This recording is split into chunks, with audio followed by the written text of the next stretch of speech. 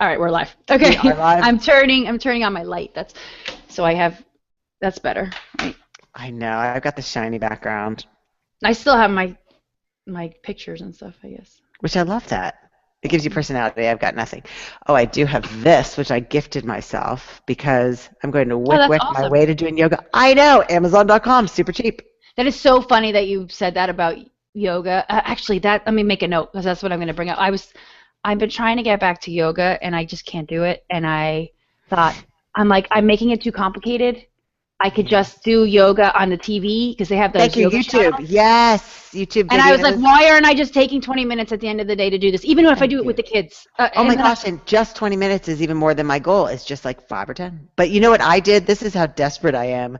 I signed a work contract, all predicated on the fact it's a year-long contract that I am going to get back into yoga and write a monthly column about it. So I'm like, either I will start lying and fabricate my entire existence, or it will light my ass on fire. It's what you can when you can. That's why I started the travel blog. I was like, if I start this travel blog, yes, you have to travel. That's why I did it. And I thought, and even it's funny because I do have it created a little bit of a sense of guilt because I haven't really done anything now. I mean, it's unrealistic that I can travel as much as I would like to travel. Yes. I mean, the fact that I have a trip next week we're doing New Orleans. I'm doing Wyoming with the kids in April. We do the beach. We got Denver for the conference. So I have all these things coming up. But in the meantime, I was like, gosh, I haven't traveled anywhere in a couple months. And then I start to feel guilty. I'm like, I have nothing to blog about on the travel blog. I know. Oh my gosh, the life of a travel blogger. Okay, but this is a whole nother podcast. Some of them I'm really jealous of. They have I was like, and I'm starting to get on their lists and stuff. I get kind of like the fitness stuff. And I got one yesterday, and it was for a trip to Europe and it was 20-somethings. But I thought I might apply to this and tell them and ask them if they mean 20-something bloggers, as in 20 bloggers. Oh my gosh, 20-somethings, and I'm like, maybe I could sneak my application in there, even though I'm close to 40. Do you mean how we feel on the inside? Yeah, I was like, why do you need 20-something bloggers? What about a 40-something blogger? And it's interesting, all the travel bloggers I love and follow they're young. 40s. No, they're older. I see. I noticed all the younger ones. Oh, Carol Kane, Girl Gone Travel. Love. Oh my gosh, you would love her because she's awesome. Yes. Okay, I'm ready. All right, let's go. Are we ready? Yeah, I as ready as I'll ever be. Okay. I know. Okay. I don't even remember what we're starting with. That's all I need to remember. We're starting with the goal setting one. Oh, got it. I don't know how we're going to. Okay, yeah. You know what I could do is I can start with just her large tips. Choose goals that matter, focus on the process, so we're going to okay, I got I'll figure something out. Okay. I've cut myself off at the neck, so there's no worry about the nipples showing through the shirt. Oh, the nipples. I have no nipples right now. I'm wearing badge. Oh, wait, am I big on your screen? Can you see below my ear? Talk. No, I see you from here. Oh, I have more body space than you do. You are just neck. Okay, I'm ahead. I'm a talking head. That's my goal. Okay, I'm ready. All right, let's do this. Hello and welcome to the WIC podcast. We are back for episode 11. I know. I'm not going to say this time how. No, don't say it. I actually thought it was episode 12. So I'm waiting for you to say that. I know. Welcome back for the next episode. And you know what? My favorite thing, and then we can get started, is how many people, even if it's just 4, have said they wish we did more. They love them. They go too quickly. That makes me feel so great. It does make me feel great, and mostly because when we do, like I said last week, when we do the podcast, I get this shot of motivation, and I feel really accomplished and productive, and then it gets me going for the rest of the day. And I actually started thinking, I'm like, well, what if we record Monday, Wednesday, Friday. Fridays or Tuesdays and Thursdays. I know. I think it's such a good call. We do it early in our day too, because it's almost 10:30 my time, 11:30 yours. Yes. And so I love that. I don't think I'd like to end the day with a recording because I hang up and I'm like, okay. Let's go. Next thing. Well, plus we need time to we are like the odd podcasters who actually record, edit, and publish all in the same day. Most people, I'm going to guess, maybe I'm wrong and other podcasters can correct us, but I feel like when I listen to Jillian or another podcast, I feel like they record a big bunch on a day and then they release them. And and I kind of see the value in doing that, but for me, I feel like even when I blog, I feel this way. I need to be in the now. Like I need to be. Yes. I feel like it makes me more. I don't know what the word like. I don't know. I don't know though. I feel it feels more real. Like do you I did not know that. I think you're right. And that makes me think the whole wycwyc thing, doing a whole bunch of podcasts and releasing them, and this is not going to be funny perhaps to anybody else but myself, but back in the day when I was young, like 28, I used to belong to a gym and I would see a guy there quite literally. How did I figure it out? I may have asked him because I wasn't there the whole time. He would come only Saturdays and Sundays for minimum of 3 hours. Oh yeah, no, I can't. And I used to joke with the then boyfriend and now husband, okay, so he lifts like 4 hours a day, Saturdays and Sundays, and then lets it all out slowly during the week. But that is the like ultimate what you can when you can. I feel badly. I mocked him. I didn't get it. I had a very easy life, no kids, flexible job, and that's what he could do, and that is what he did. It was a little crazy pants. But looking back, it's like as much as we joked, he let it out slowly all week. That's what he could do, and that's what he did. That's what he did. It's better than not doing anything at all. Yes. And that's really the hurdle we have to get over. Like, yeah. But for the podcast and even my blogging, I feel like it's not fun for me to just sit one day and produce content. I'm not inspired. I'm not motivated. And so it wouldn't work. Maybe people wouldn't love it as much. It wouldn't be as inspiring. Yeah, because I don't think we would be as into it. Like I feel like Oprah did 2 shows a day. I do remember reading that. Wait, who did 2 shows a day? Oprah. Oh, Oprah. Oh, yeah, that makes sense. But when I worked on a talk show that was live, we did 1. The people were depleted. I think it's different for. I mean, this is what I love about blogging. And like we were talking offline about the whole platform, like we can create our own platform and we can do it on our terms, which is what's fabulous. Yeah. Like I don't know if I would fit. I mean, I'm pretty sure on Food Network they record like the whole season of cooking shows in a few days. Right. I've never thought about that. I'm like, that doesn't sound fun for me, but I would love to turn on the camera and do a video a week, like in real time on what I'm working on or what I'm cooking or what I'm, that seems more fun, but I don't think it's realistic, maybe. Leaving people wanting more. It's what we talk about with fitness and what I would always say when I was a trainer is, and it didn't resonate with a lot of clients, but do less than balls to the wall every day because then you wake up thinking, I cannot wait to go back. And so if we had so many podcasts out there all the time, I think people would not feeling. You're drowning people. It's funny you say that about the gym because and now we're doing this whole intro we didn't plan. I know.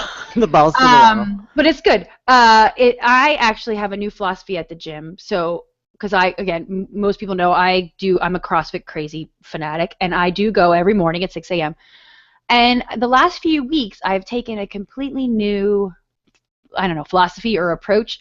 Instead of trying to be the first one that finishes and doing really fast, which is kind of the culture that generally bubbles up from CrossFit culture? Okay. Well, I think just because the nature of like we're all friendly, competitive, and everyone's numbers go on the wall. Like this is what I lifted, this is how fast I did it.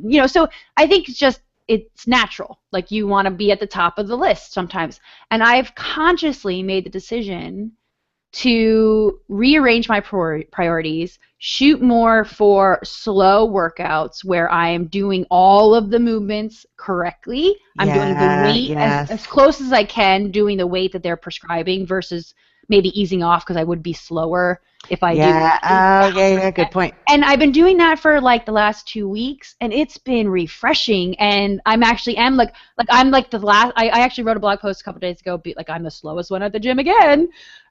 But it's almost like I was talking to a friend. We were running today in class, and I said it's almost like good for my soul to come in last sometimes, like because I know I'm still giving it 100%, but I'm giving 100% in a different way. Like I'm not dying at the end of the workout.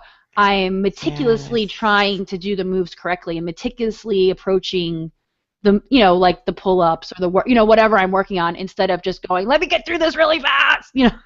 Interesting. See, I had no idea that was like there was any of that focus. I've avoided the whole CrossFit culture. Yeah, I don't know if it's not meant to be the focus. I think it's just like a natural byproduct of the style of workouts that they do. Oh, and I didn't even know it was written at the front. Like I don't deal with that. No. I'm a rebel. Like if everybody is competing and a trainer's yelling 6 more, I'd be like, I'm done. I go the other way. This is one of the reasons why I like it. It's a really good mix of like you're doing things as a group, but doing your thing at the same time. It's a really good balance of that. And I generally I'm older at the gym, so generally sometimes for me, it's like when I'm competitive with the 21-year-olds, I'm like, hey, I'm holding my own with the 20-somethings, and I didn't even start working out till I was 30. And there's definitely feel good there. Plus, you get to see your own personal progress. So, like I could go back and look at our whiteboards. I mean, we're so archaic that our trainers just have a whiteboard. And at the end of the day, they take a picture of it and they put it on the blog. Like a dry erase. It's a dry erase, yeah. And then I could go back and look when I first started, and there's my name, and it's like, hey, I could see it, especially in the lifts. Like, hey, I used to bench only 60 pounds, and now I'm benching 113 pounds. Wow! Like, there's this feeling of, wow, I'm really making a progress, and then it inspires me. My own progress inspires me, which is really it's the best.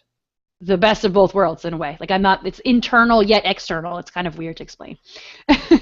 Yes, that's so interesting. I need to try CrossFit. There's a woman here. I don't know if you've ever seen her, and I am now blanking on her name. Shoot, it's the Fit Fork is her blog. No, I have to look her up. I'll take a note. Oh my word, phenomenal. But she is not. I like to think everybody's my age, so I'm going to say she's my age. But it seems like there's a strong group in Austin of 40-something CrossFitters. So maybe I will go join them the first time and just watch. You should give it. I would love for you to give it a try and tell me what you think, especially because your background is so different. The Fit Fork is awesome. But that's a goal of mine. Yes, I was just going to say, this kind of leads to our first segment, which is goal setting. So I found this article I'm a little obsessed with TED Talks. I know you watch them too, don't you? I do, and the only reason why I'm less obsessed with them is because it's finding time to watch the videos. I know. Are you like me? Like sometimes I get angry when I'm like searching for an answer to a problem or something, and then Google is only giving me videos. And I'm like, no, just give me text. I know. And yet people say that consumers love the video. I know. I do think we're a minority. I think it's because we are older. Like I much rather, like sometimes I get mad at CNN even. Because CNN, like I'll click on a news story and I'm anticipating reading it and it's a video. And it's an attention span because I can skim. I think for me it is attention span. I want to be able to skim. I'm such a fast skimmer. So I love the TED Talks, but I cannot lie. When I saw this was when you shared it and it was words, I was like, yay! Yeah, okay. So I will share the science. It's called The Science of Goal Setting. And it was written around New Year. So they were talking about keeping your New Year's resolutions, but really goals. I feel like we could talk about goals any time of the year, and it should just be as relevant because New Year's is just any other time of year. So there are some tips, and I'm just going to read the large, like the large tips, and then we can kind of maybe talk about each one. But their recommendation is that you choose a goal that matters, not just the easy win, which I have some thoughts on that, but I want to read all of them first, and then we'll go back. Process, not the outcome, which I 100% agree with, which we talked about already previously in other podcasts. Frame your goals positively. Again, positive self-talk is huge. And prepare for failure in a good way, which I think you and I can talk hours just on that alone. So I'm going to so those are the 4 kind of tips they give for basically setting goals that are keepable. And the first one, that choose a goal that matters, not just an easy one, is an interesting one for me, and I'm curious what you think about it, because she goes to talk about how our brains are wired to love rewards, and so that sometimes we pick really simple goals, like I'm not going to drink diet soda this week, or I'm going to go to the gym every day, or something really simple. And she says, let me see if I can find what she says. It feels really good to set a goal, and people often set them just for a burst of optimism they get when they vow to make the change. It's like the to-do list when people put get up and they wake up first thing and they and then it feels good to check off. Yes. And this seemed to go against her later goal. Well, what she said was, rather than setting easy goals like I'm just going to go to the gym every day, she used to set a meaningful goal, one that truly inspires you to change and requires you to dig deeper. And she says, give yourself permission and time to think about what it is that you want to experience in life or what's getting in the way. and then she uses like smoking as an example, which is always a great example. If you want to quit smoking, ask why do you want to quit. Then if you want to quit for your health, ask why do you want to get healthy. So she really wants you to do some soul searching and digging, which I think is really important. But I think once you do that process and because sometimes I have goals and I don't know why I have them. Like I want to. And that's okay too. I do think that's okay. Why? Yeah, I don't know, because I want to experience a triathlon. Well, for me, it's like my pull-up. I always had this goal of pull-ups. Like, I want to be able to do a pull-up. Why? I'm like, because I feel like I should be able to do a pull-up. Well, and for me, it's all at the backdrop of goals are dreams with timelines. It does not matter. My dream is to do a pull-up. I've put a timeline on it. I'm going to achieve it as a goal, but there doesn't need to be a greater. It's just something. Yeah, it's something that you want to experience. With a timeline. And I think, and I kind of disagree with her. I agree with her that the kind of the non-committal goals, like the non-deep goals, the surface ones, like I'm going to go to the gym every day. I think those are really important, because I think when you do set those goals, that when you do check them off and you've built your goal setting or goal achieving confidence in a way, like, so, because I think once you do the little things, muscles, kind of like viewing yourself as someone who achieves goals.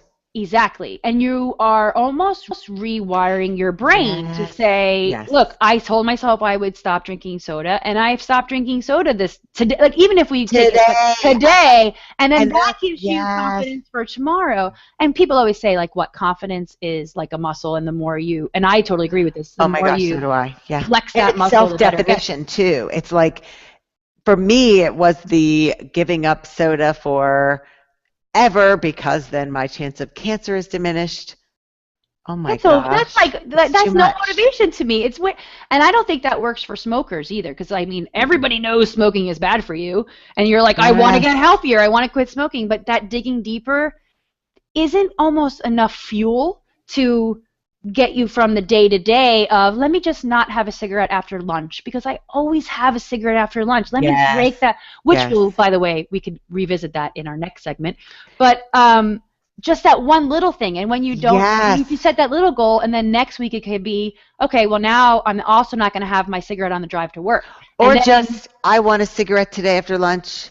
I can do this. I did it yesterday. Yes. I think that's really powerful. But then, I read it different initially. You are nailing it. But I thought, because it's my own baggage, what never worked for me was, I want to get fit, lose weight, whatever it was, for spring break. That didn't feel like a digging deep enough goal, because it's then over. But I love what you said, and this is something I do hear all the time. You know what? I'm just not going to have any Diet Coke during the weekdays.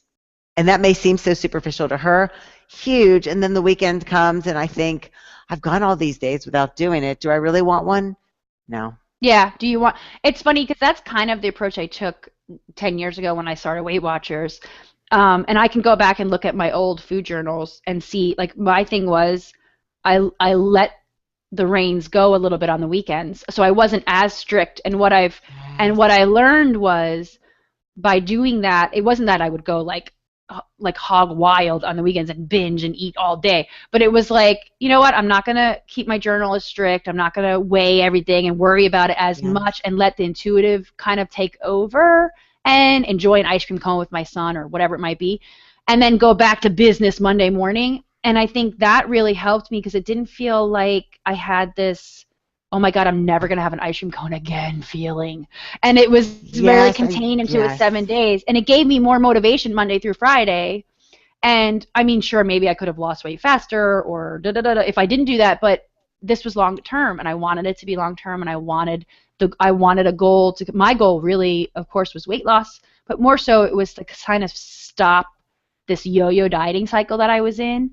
That was really my ultimate goal. It was like, let's stop this whole, I have an M&M and I feel bad, and then I binge for 5 days before I start a new diet, like yo-yoing that I was doing. And so by kind of doing that same, I don't know, like that structure where it was be like, okay, a food journal and make really smart choices between Monday and Friday, and then loosen up a little bit on the weekends, and then come back Monday through Friday, and then loosen up on the, it kind of. Even with the way she says it, it's so personal, because I think about that with the food, and with my clients, I would say the same thing, because then you never get that, when am I going to have pizza again? Oh, Saturday. Oh, okay, whatever, I can make it. I really want, and the funny thing was I didn't want it. Like, you are so right. When it would come down to it, and even though I was on my like looser weekend, I'd be like, I'm not ordering a pizza today. Why would I undo the rest of the week? But I'll make a pizza on a English muffin, or I'll do something where it kind of, yeah, but and I wouldn't worry. For other people, it really might be the forever, what you can, when you can, to always have. I've never been to this place. Everybody always talks about it in Chicago, Giordano's Pizza or whatever it is. I've been there. Like, to have that every single Saturday. And so I think that maybe is the result of their digging deeper. What do I want? To be super healthy, to live a long and vibrant life. How do I want to get there? By still embracing decadence one day a week. Yes. It's funny. My diet right now, I've been really wanting to eat, quote unquote, cleaner, whatever that means. It's so like... And I hate how that's become become the thing. I know, it's so horrible, and now, but I have been. But then I come to this, especially because I'm training for events, and I'm trying to build muscle, and I'm trying to be more efficient at the gym, and so I do have these other goals in mind. Right, that they facilitate. But when I sit back and think about it, I think, but I want to be able to have that ice cream cone with my kids, and I want to explore a new recipe or try something that has cheese in it, even though cheese is a big no-no, or what, whatever, like they say usually. So then I'm always in this constant state of balance between I want to quote unquote eat to train and eat cleaner and be like the athlete eater, but then I'm like, no, I really want to be flexible and make smart decisions and enjoy what I enjoy, and so I kind of skirt that line all the time. And it seems easier during the week, because it's like business, more for me over here and with a lot of my clients, was business as usual, Monday through Friday. Everything was regimented. It was just another thing that they were focusing on, clean eating or whatever. And then the weekends, life is too damn short. It's too short. I agree. It is. Yeah. I mean, I look at friends that have passed away early, and they would never have passed up that cookie, or baking with their kids, or whatever it was. Right. I mean, none of us are guaranteed tomorrow. And we talked about this last week. It really does come down to priorities. If I was a professional athlete and my job depended on it, and I'm sure, like, but I'm not. And I think sometimes we actually have to have a reality check in that sense. Oh my gosh, we were jumping around the house. I'm not getting paid for this. Exactly. Whatever this is, I don't like need to actually look like a Victoria's Secret model. I don't have to be able to do 18 kipping pull-ups in 5 seconds. I don't. These are things I'm doing because I enjoy them. And so my goals are to be happy and healthy and fit and strong. And doing what I'm doing is like supporting those goals. So it's like a win-win in a weird way for us that don't, I don't know. I have a friend who's she is like what you used to do. Like she did bodybuilding. Is it bodybuilding? I mean, when they do the, when they go up there in the bikini, when they go up there. Yes. Yeah, there was no bikini involved. Bigger. And so she always shares these things on her Facebook, and I find them really inspiring. And she actually said a couple weeks ago, she goes, I know people think I'm crazy and I'm extreme, but this is what I do. Like this, it's really her job now. She's now a okay, got it. Yeah. And you know what I mean? And she's like, I get a lot of joy out of it. And I'm thinking, good for you. That's also, like, I mean, sometimes I go, I wish I had the same, like, desire, I guess, but I don't. So I kind of admire it. But let's move on. Let's move on. Really quick, it also makes me think, when she talks about digging deeper for the goals, for me, it becomes, when she talks about digging deeper, it's not the goal for me, it's the mission statement. I love mission statements. I have spiritual and personal and fitness. So I may have an overarching fitness mission statement, like she talked about with the smoking. Right. I'm going to get more healthy. But underneath that super broad mission statement are the goals. So that's what I thought is, when she talks about digging deeper, doesn't work for me. That's my mission statement. But the goals still are Diet Coke only Monday, Wednesday, Friday. Yes, the little things I think are really, really important. And I mean, and the little things are where WIC come in, really. Like, what can you do day in and day out to help you reach that larger, deeper goal? Yes, what did somebody say? It was a tweet. It was something I totally related to, and I want to say it was, she had half a Diet Coke, and she was like, oh, yes, I saw that one. Yes, and I thought that is huge. Yeah. But to some people who never drink Diet Coke, be like, yeah, what's that? That's not even a step. That's kind of me. I don't drink it ever, but I did appreciate her, because sometimes for me, it's like I had a half a pizza, or I could totally relate it to things that I indulge in. Yeah. Which, yes. Okay, so onward, but I was excited about that. Okay, so the second one was focus on process, not outcome, which we could probably talk another hour Forever. about this. But I know you and I are complete ingredients. Oh my gosh, yes. We even talk about this in the book. I mean, I really think that once you flip that little switch in your brain from stopping, especially like for me, I always relate things to weight loss because that's the world I came from. So when I personally stopped going, this is what I'm going to look like when I weigh 140 pounds, Yes. or I'm going to be a size 4 and I'm going to weigh 135 pounds, you know, whatever it might be. And that was all I focused on. And then I will start living. Exactly. Well, there's that. Once I'm super fit, I'm going to be really social and I'll volunteer at school. Right. I'll do all these things that I wish I was doing. But I'm going to wait until then. But that focus on those goals never gave me enough fuel to keep going on a plan. But then once I kind of reframed and started going, okay, I'm going to keep a food journal. I'm going to blog on weigh-in days. And I started to like adopt the goals around the process, where the goals became the process, really. Like, now, she doesn't talk about celebrating it, does she? Because I don't remember her talking about, like, not no scale victories or non-scale victories, but I think that's the one thing that was missing for me is don't focus on the end goal, but in order not to do that for me, I need to celebrate along the way. Like when we were writing the book together. Celebrate the first draft. First chapter's done. First chapter's done. Yay, we opened up a new document. We haven't written a word yet. But I think there's that celebration piece that she just didn't talk about that I thought, oh, that's crucial for me if I want to not focus on the end. Exactly. She does nail it, though, when she says, and this, I mean, really, we can make this our whole mantra. If you make daily choices that are consistent with your goals over and over again, you will eventually reach your goal. And I 100% agree to that. I mean, it may take you longer than you want. It may not take, you might not lose 20 pounds in a month, but you might lose that 20 pounds in 6 months. And I love the very, very that she said. It's like minuscule. Little things. Yeah, little things. And then, but she does end that with, so she says you will eventually reach your goal.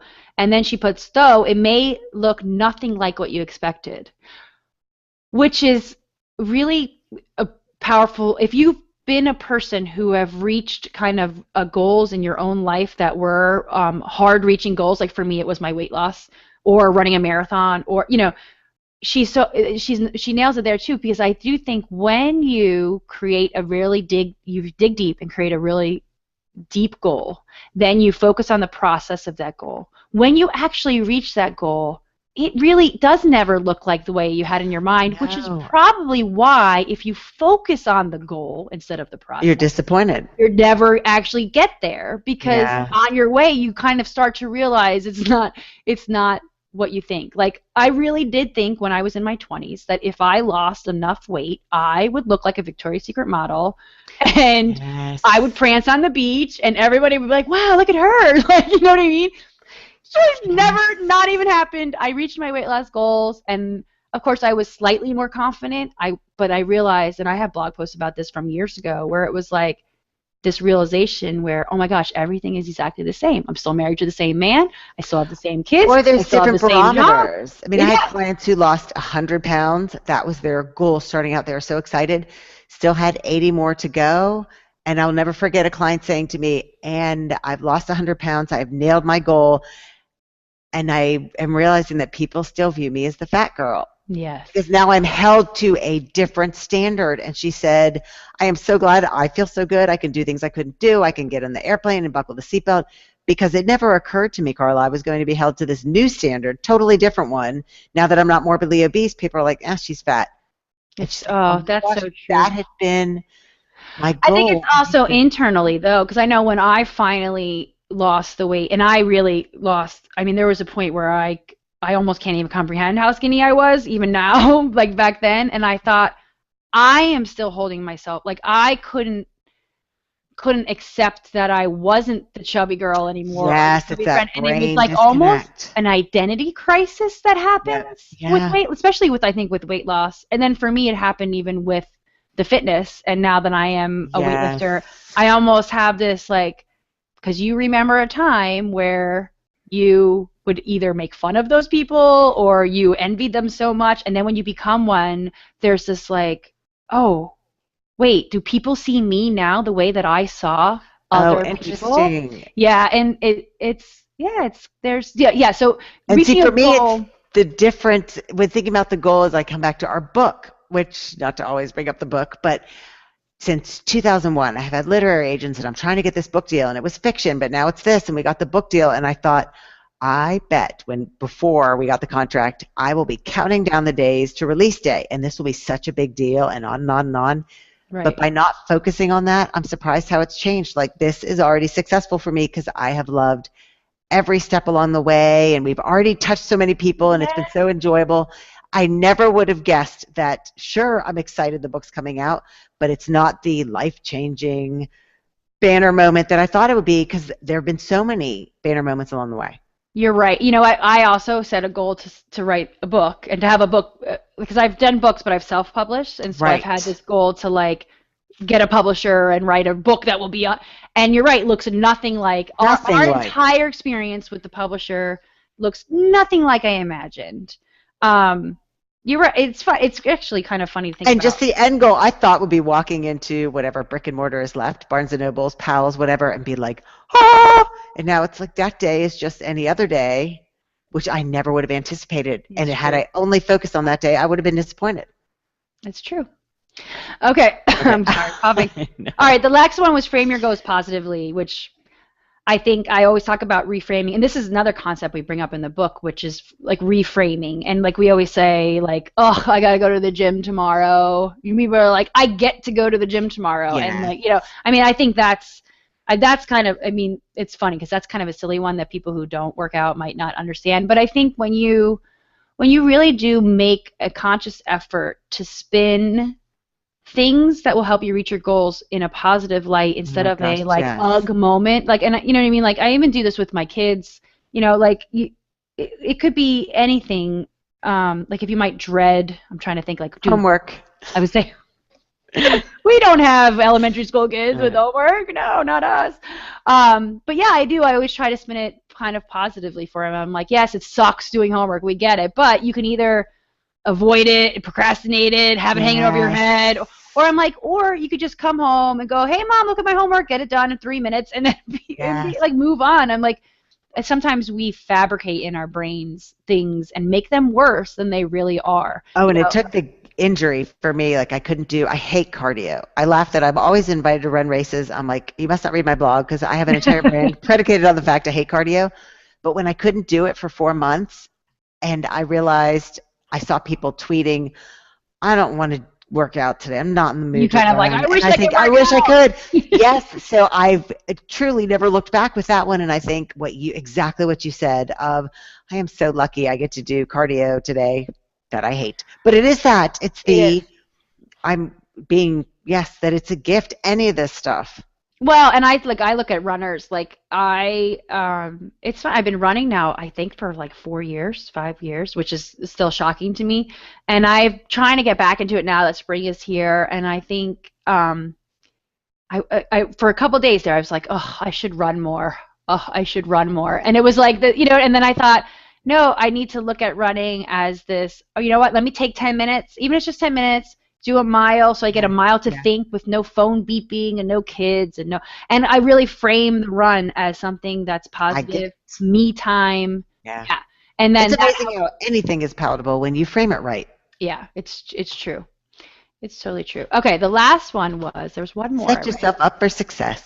Yeah, and prepare for it was prepare for failure in a good way.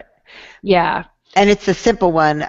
We gave up on getting fit when we missed the gym, blah, blah, blah, blah. Mm-hmm. That moment when you fail, your first instinct is to push the goal away, plan for failures, which I love in every single realm of my life. Like when I remember when we first adopted our daughter and everybody said to me, oh, it's easy now, but when she's a toddler, it's going to be really hard because you always have to have snacks with you. And I thought, oh, good, that'll be okay because I am a toddler. I always have snacks with me because I think I need to plan for failure, plan to be starving, plan to be somewhere where there are no good options, or it's true. Set yourself up for success. Well, I used the M&M. I always use my stupid M&M example, which is like you used to let that one M&M like throw me off my diet for however many weeks or months, and it's just kind of like you have to just prepare yourself mentally to go. Yeah, there's going to be people who offer me M&Ms or donuts or whatever, and then if you mentally prepare for them, then sometimes they don't even become failures because you are anticipating them.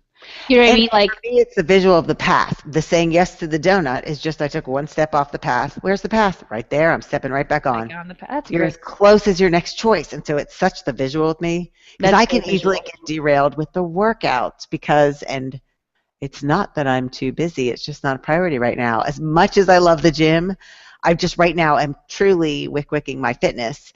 And I think if my whole morning gets derailed and I didn't get a chance to do anything, I'm only as far from doing something as my next choice. Right. That's true. I loved this article. It was a really good article. I guess 'cause I think sometimes when you read goal setting stuff, sometimes it could be a little like out there where you're like, yeah, yeah. And I think if you apply goals, and like again, like how I disagreed with it, focus on the process, things like that. And for me, goals keep me going. And even so, like that's why I sign up for CrossFit competitions, because I have these goals in the future of like I want to be, and I don't want to win them, although winning would be awesome, but I want to be competitive at them and I want to enjoy it. And then mine is the dreams with a timeline. I have that in my office. Goals are dreams with timeline, because I think I could fall into the I wish I had a fiction young adult book out. Okay, I got to make it a goal. Just dream, put a timeline on it. Boom, I can do it. That's what I did with the children's book. Yes. I really want to write a children's book. I think it'll be really fun. And then, yeah. Okay, we can talk about that. We could still do another 50 minutes on that. But we're going to move on to the second segment. And we're going to talk about one of you and I favorite blogger people, right? No, I have the whole thing up. It is not that long, so maybe I will read it. Leo at Zen Habits. There's something I love about him. He's the anti-Carla, because my blog posts I know are probably way too long, and that is edited like 80 bazillion times. I love the visual of his blog. It's so clean, and he is so terse. Yes, which I also love. Yes. I know. And only he can pull it off.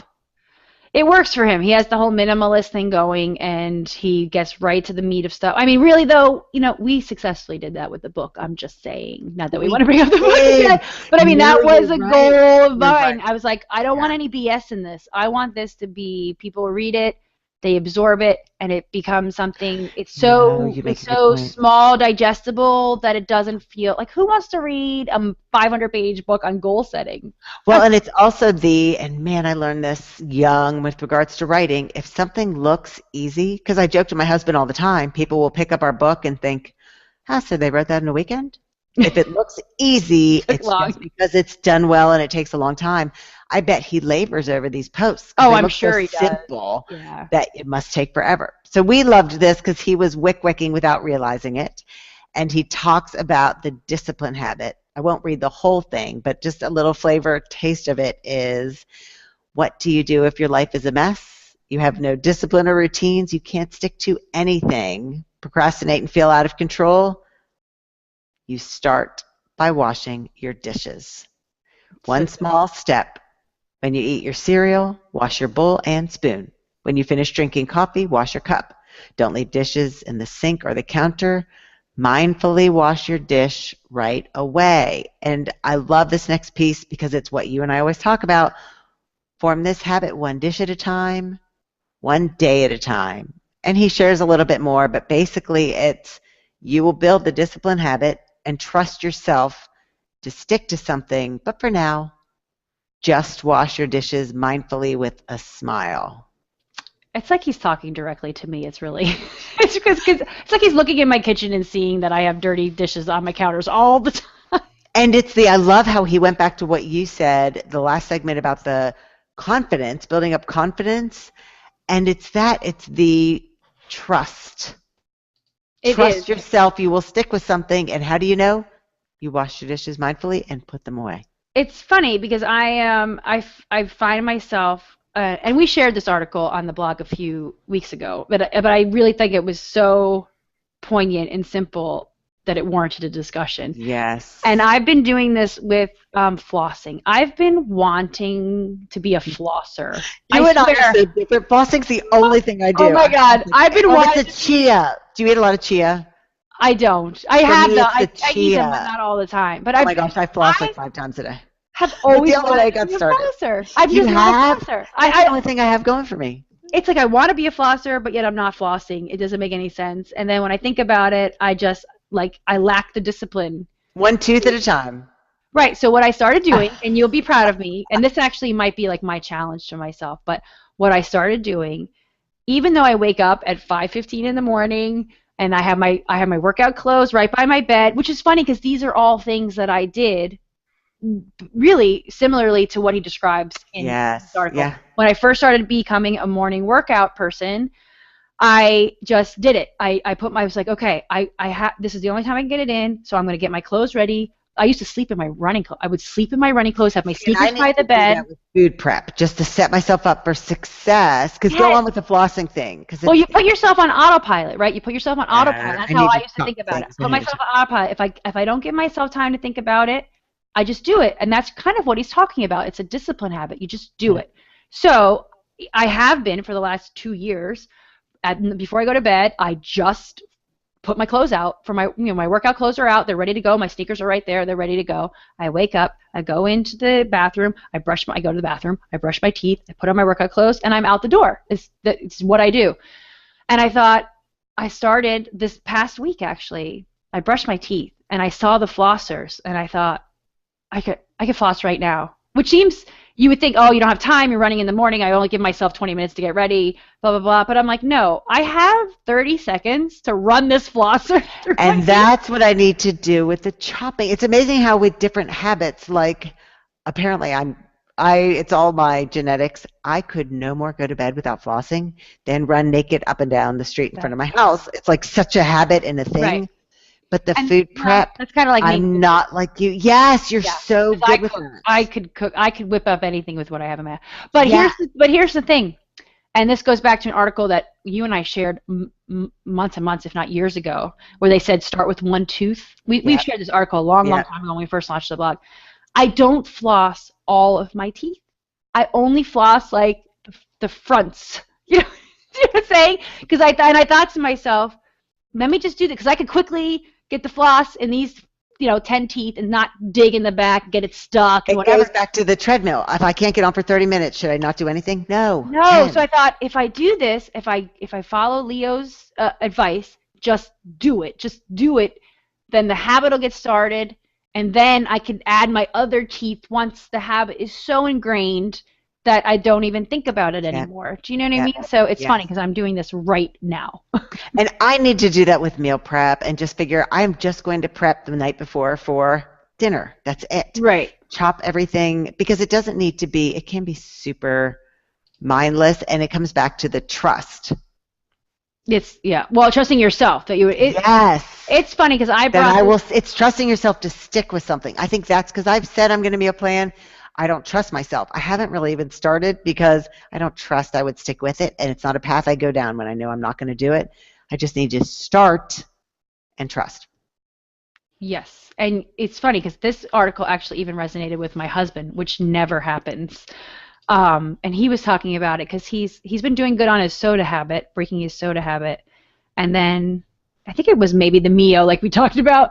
Yes. It was something else. I can't remember, but he even said after he mentioned something that he was working on. I can't remember what it was, and I read him this article, and he's like, "Yes, that's what I was thinking." And he's like, "I just need to do this. Just do it." And it was so much more. I hope that Leo doesn't take this the wrong way, but it is almost the just do it, but it's with the element of it's okay that it's a small step, and trust yourself and do it mindfully. And I kind of like that too for some reason, and it's like how we take from something what we need. I also took from this, I don't know if you did, that it can be meditative, that washing the dishes that he had used, whatever the cup, I can't remember the reference, just that one, it felt meditative to me. I visualized him doing it meditatively, and I thought, I need to meal prep. So when I'm meal prepping, the chopping, that can be meditative. Yes, I call that the whole, it's you're conscious. You have to be conscious. Yes. Like I consciously, while I'm brushing my teeth, go, I'm going to floss, I'm flossing now. Like I did the flossing again. Like it's this conscious thing. It's kind of, I can't believe I'm sharing my lack of flossing habits on the podcast.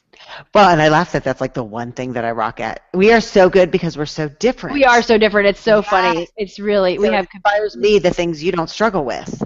And me too. I mean, you with the, like, For me, being what I call a exercise immigrant, that's what I call myself, because I was never really super active as a child. Like, I just feel like Oh my gosh, I was not either. I feel like I'm an immigrant with that.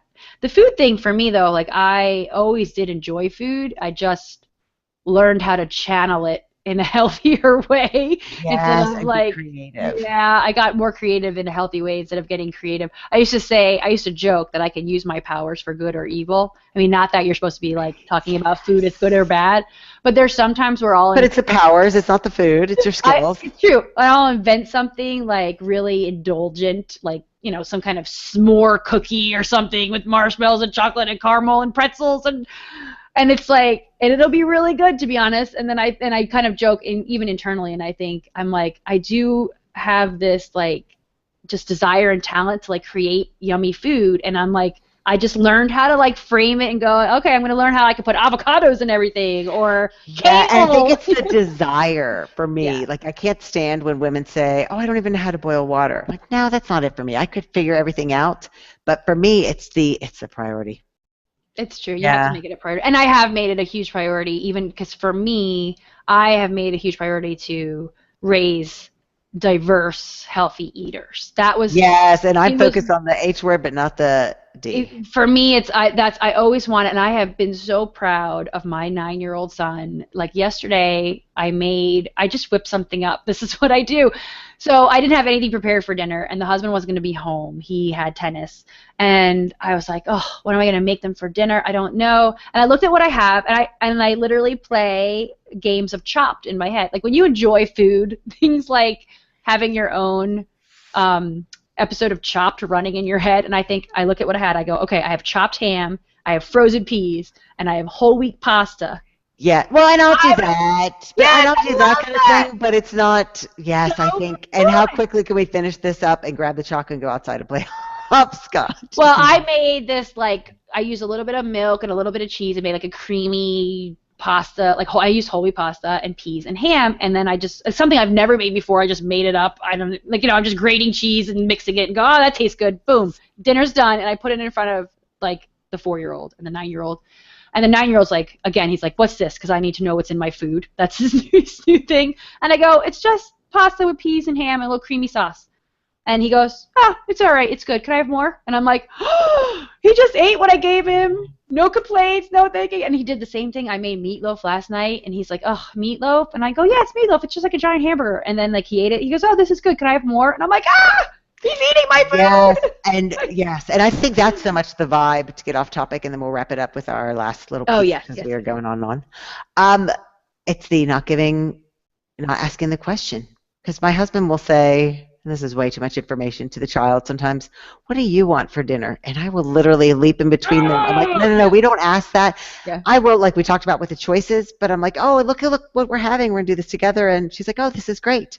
But Yes. they vibe off us. It's like okay, we're tasting this tonight. You might not like it. It's super healthy. Oh, you know not what? Sure. I'm glad you brought that up. And this kind of goes with last week's podcast. I think we talked about this. But you're right. It's with the choices. I have framed it. Yes. I mean, I've always been kind of a you're going to eat what I serve you kind of mom. Like, Me too.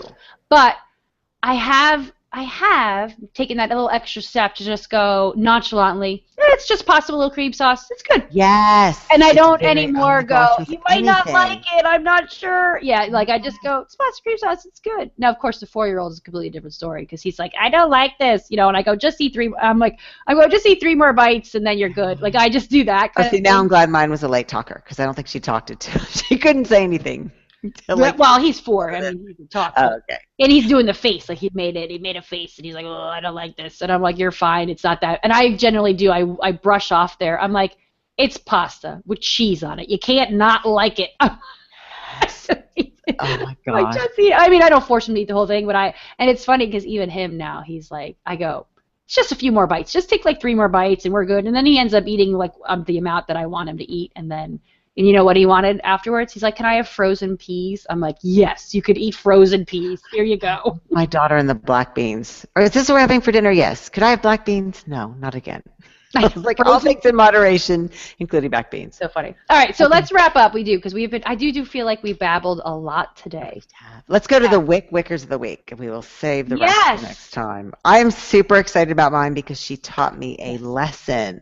Oh, okay. Now, I did not ask her if I could share this. It was a private message, but you and I have been letting people know finally, because I'm slow to the game, that we have the Facebook page. So I've been going through and nudging people, and you should like our page, some privately, more privately than publicly. But so I nudged this woman who I love and who is always asking me about wycwyc, but I was a little bit hesitant, but I channeled something we talk about in the book. Sometimes doing what you can is asking. Yes. So I said to her, would you like our page? And immediately she liked it, and I thought, oh, honestly, I thought, oh, she felt sorry for me. Or I asked. like she just did it. Nice. Yes. She's just being nice. Charity like. But she then immediately messaged me and said, thank you for inviting me to like the WIC page. Just the article you shared on spending time with your kids makes me feel far less guilty than I have in a long time. And I thought, it's amazing the power of sharing stuff that we've read, even when we haven't created it. Yes. And I thought, and then I responded to her about the whole guilt thing, but she kept saying how much better she felt. And I thought, okay, sometimes you need to ask, because when you're asking people to do something ostensibly for you, it helps them too. And it made me feel great that she took the time to share that. That's good. Yeah. And I think it's great. I mean, I think that's one of the cool things and the powerful, the thing that you and I are really trying to do is to create this kind of safe environment and community where we do help each other get over those guilt feelings or those because her thing was the perfection and the perfection with the kids and with the kids and the diet and the fitness and the life and I feel like we're all of it, making it our personal mission to just go to fellow people, not even moms or just people, and go, look, not even women. Yes, exactly. You're doing okay. Just keep doing what you're doing. And I feel like there's so many books out there that are about goal achieving or weight loss or fitness or whatever. And a lot of them sometimes are really, they call people out and they want to. I know they're shaming. They're shaming, and some people respond to that, and I think that's great. I'm very much, if it works for you, it's awesome. Yeah. But I do think there's a whole horde of people, and I figure if it didn't work for me, there has to be a horde of people it's also not working for. Oh my gosh, which is why we went back and forth with the book title. Yes, I was like, those people need what they need, and let's give that to them. Let's give them this environment, because I know for me, even if someone came to me when I was 22 in the throes of my crazy yo-yo dieting, taking pills and trying cabbage soup and not even thinking I'll never eat a carb again in my life, if someone said to me, you don't have to be perfect, do this one step, and if I had the support, maybe I would have been able to do it earlier, get over myself in a way. And even if it took as long, it wasn't as torturous or unhealthy or just mentally draining. Yeah. Okay, so who did you pick? I must know. Okay, so I picked Andrea, and she actually posted this on Instagram, but I saw it on Twitter, and her Twitter name is ANDR348. And I'm picking her, and I'm almost kind of picking on her. And I did this when she posted it as well, because I generally reply to a lot of the WIC tweets. But she tweeted or Instagrammed, started my day with 20 minutes on the elliptical and 10 minutes on the treadmill. Oh, yes, I saw this. And oh my gosh, I actually read that and thought, damn, that's a lot. That's a lot, yeah. And she writes, and she finishes the tweet with, not much, but wycwyc. And I responded, and I said, not much, not needed. And I'm like, and this is one of the things where I feel qualifiers.